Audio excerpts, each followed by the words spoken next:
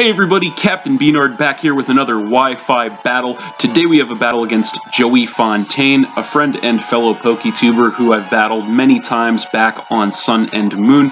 This is actually our first match here on Ultra Sun and Ultra Moon, and it turned out to be a pretty good one. As you can see, he is packing a very strong and well-balanced team as usual, so it's definitely going to be another good one, and we're going to get into it. So, looking at the team preview, I was kind of thinking he might want to lead with the Heatran to go ahead and set some Stealth Rocks up turn 1, but he actually ends up leading with his Thunderous Therian form as I lead off with my Hariyama Samoa Joe. So I'm just going to go for the Fake Out turn 1 to get some chip damage and the mandatory flinch, so nothing he can do this turn. Next turn he is actually going to go for a Volt Switch, and that is actually going to take me down by about half, which was quite a lot, leading me to believe this thing might be choice spexed, but he does get the mandatory switch into his Clefable. I actually just decided to go for the Stone Edge to get some damage, so that is going to take him down by about a third, and then he is going to regain some health with the Leftovers. So he is actually going to double switch me here, predicting a switch on my side, most likely. He is going to come in with the Heatran. And I do switch out here because there was nothing I could really do to the Clefable with the Hariyama. So I come in with my Crobat Batman here. So this turn I'm going to go for the U-turn just to get a little bit of chip damage. Not going to do much of anything to the Heatran, and I am going to take some Life Orb damage. But I do get the Scout and the mandatory switch into my Slow King, the Burger King, as he just takes this opportunity to go for the Stealth Rock to get the entry hazard set up on me. And then he is going to regain all of his health with the Leftovers there. So he is going to outspeed me this turn. He is going to go for the Toxic, and he is going to land that to poison my Slow King, which is unfortunate. But I actually just take this opportunity to go for the Scald, hoping he would stay in. So that is going to take him down by about half, which was not too bad. But this definitely looks like a defensive Heatran to me, as he is going to regain more health with the Leftovers, and I'm going to take some damage from the poison. So here he is going to go for the switch. He knows he can't take another Scald, so he is going to switch into his Thunderous yet again. I actually make a very risky prediction here and predict the switch, go for the Ice Beam, and it actually works out great. But unfortunately, he does survive that with like 2 health, which does suck, and I'm going to take more damage from the poison. So this turn I have to switch out. I don't want to get taken out with an electric attack here, so I'm going to switch into my Magnezone, the Friend Zone, predicting that, as he does go for the Volt Switch yet again, which is going to take me down by about a third, and he does get the mandatory switch, of course. So he is going to come in with his Como-O, and then I'm going to regain some health with the Leftovers. So kind of a stalemate so far in the battle. But here is where things are going to change, because he actually decides to bust out the Z move, which actually ends up being the brand new Z move, exclusive Z move that is for Como-O, just introduced in Ultra Sun and Ultra Moon. And that is, of course, going to be the Clangorous Soul Blaze. So this is actually a very cool move. Actually, one of my favorite Z moves personally.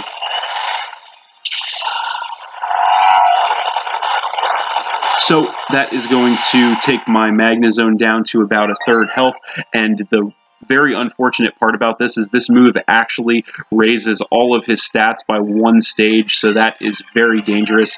I actually just stayed in here and went for the Flash Cannon, hoping to get some damage on this thing, but it is only going to do about a third damage after the stat increases on his side.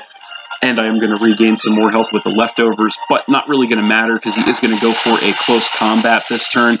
That is going to bring his defense stats back down to normal, but it is going to be more than enough to finish off my Magnezone and drop me down to 5 Pokemon. So then I'm going to come in with my Hariyama yet again. I'm going to take some damage from the rocks, and I am going to go for the Fake Out here to try and get some chip damage on this thing. That is going to knock it down to half, and I do get the mandatory flinch, of course. So this turn, I am going to switch out directly into my Slowking. Unfortunately, the only strategy I have against this thing at this point is to just kind of keep reusing my Fake Out on my Hariyama, because this thing is just way too strong right now. He is going to hit me up with a Clanging Scale, which is going to cut his defense stat yet again, which is good. And after the poison damage, that knocks me to about half health. But he is going to just go for a Thunder Punch here, which is going to be more than enough to finish off my Slowking and drop me down to 4 Pokemon. So, mixed offensive set on this Como is really putting in a lot of work. I'm going to come back in with my Hariyama here, take more damage from the rocks, and again go for the Fake Out to get the chip damage and the mandatory flinch. So, again, I'd kind of have to just switch out here and sack something else off to get my Hariyama out of the way so I can keep reusing Fake Out. It's the only chance I have of getting over this thing right now. So I'm going to come in with my Beatrice, which is, of course, my Rabombi, take the damage from the rocks, which is going to break my Focus Sash, and then get taken out with a Flash Cannon.